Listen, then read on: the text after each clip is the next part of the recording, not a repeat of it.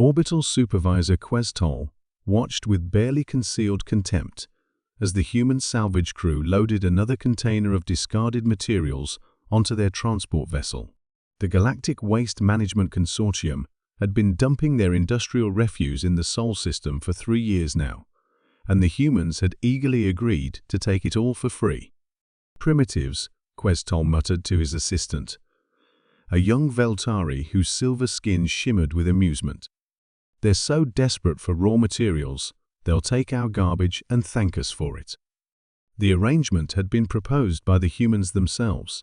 They would accept all of the consortium's industrial waste, broken starship components, and failed experimental materials in exchange for a modest processing fee. It seemed like the perfect solution. The consortium saved billions on waste disposal, and the backward humans got materials they could never afford to buy legitimately. What the consortium didn't realize was that their garbage represented the cutting edge of galactic technology from 17 different civilizations. 3 years later, Commodore Elena Vasquez stood on the bridge of humanity's newest warship, watching the final systems come online. Around her, the bridge crew worked at stations that looked like they'd been assembled from a dozen different technologies which they had. "Captain," reported Chief Engineer Murphy, his Irish accent thick with satisfaction, "the Zephyri quantum phase modulators are fully integrated with the Korgan power cores. The Altarian bioneural networks are talking to the Centauri reality anchors just fine. And the weapons. Jesus, Captain, the weapons are something else entirely." The ship they'd built defied every convention of galactic naval architecture, where other vessels were designed around a single species technology base. The synthesis was a magnificent fusion of every advanced civilization's best work, all of it pulled from what those same civilizations had considered worthless scrap. "Contact from the consortium fleet," reported Communications Officer Park. "They're demanding to inspect our vessel." Something about unauthorized technology acquisition. Vasquez smiled grimly. The consortium had finally noticed that their convenient human garbage disposal service had gone quiet 3 months ago. No more eager requests for their industrial waste, no more grateful acknowledgments of their generous donations. "Tell them they're welcome to inspect the results of their generosity," she replied. "All stations, prepare for visitors." Admiral Questol arrived with a full investigation fleet, expecting to find the humans in violation of a dozen technology transfer treaties. What he found instead was the single most terrifying warship he'd ever encountered.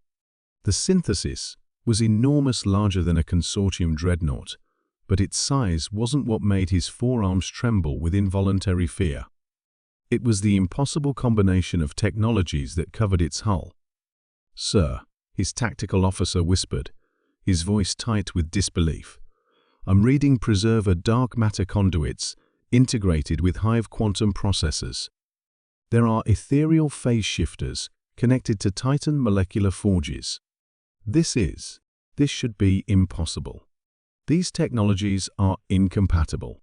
"And yet there it is," Questol replied, studying the readings. "How did they manage to integrate systems that our best engineers said couldn't work together?" The answer came from Captain Vasquez herself as she welcomed the inspection team aboard. "Simple," she explained, leading them through corridors that hummed with impossible energy. "Your engineers were thinking like specialists. We think like mechanics." The tour that followed was a masterclass in human ingenuity applied to galactic technology. Where the original designers had created elegant, specialized systems, the humans had stripped them down to their fundamental principles and rebuilt them to work together. This plasma conduit, Chief Engineer Murphy explained to the horrified consortium engineers, was supposed to be part of a Veltari stealth system. "But we figured out it could channel Korgan fusion plasma just fine if you reverse the polarity and add some good old-fashioned copper wiring." "Copper," gasped the Veltari inspector. "That's a primitive conductor. It should disrupt the quantum field harmonics." "Should, yeah," Murphy grinned. But it doesn't. Turns out your quantum fields are a lot more stable than your theories predicted. They just needed something to ground against. The weapons demonstration was what finally drove home the magnitude of their mistake. The synthesis engaged a series of drone targets using systems that shouldn't have existed. Preserver dark matter cannons fired projectiles that existed in 17 dimensions simultaneously. Ethereal phase weapons struck targets through folded spacetime. Hive swarm missiles that learned and adapted in real time, guided by Altarian bioneural networks. But the most devastating weapon was something entirely human in conception.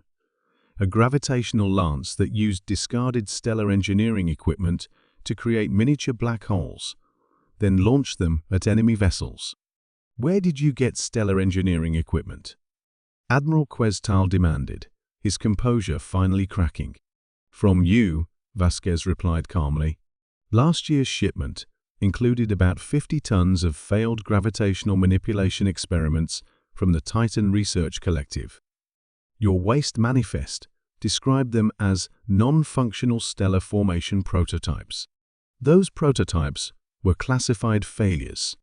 They were supposed to be incinerated. They failed because the Titans were trying to create stable stars. We just needed them to create very unstable black holes for about 30 seconds.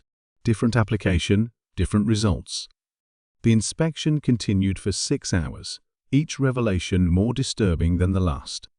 The humans had taken 3 years of galactic civilization's discarded technology and created something that no single species could have built, a warship that combined the best aspects of 17 different military doctrines. Captain, Admiral Questal said finally, the consortium must formally protest your construction of this vessel. The technologies you've integrated were given to you as waste materials, not military resources. And we're grateful for your continued donations, Vasquez replied with a smile that made the alien admiral's scales crawl. In fact, we're hoping you'll continue the waste disposal program. We have plans for a whole fleet of these ships. As the consortium inspection team departed, silent and shaken, Chief Engineer Murphy joined his captain on the bridge. Think they'll stop sending us their garbage now? He asked. Vasquez watched the alien fleet disappear into hyperspace, probably racing back to their home systems, to report that humanity had just become the galaxy's newest military superpower. Probably, she said, but we've got enough scrap in storage to build 12 more ships just like this one. And now that we know how their technologies really work, the synthesis powered up its hybrid engines, ready to patrol the space lanes and remind the galaxy that one species' trash was another species' treasure, especially when that species knew how to turn garbage into nightmares.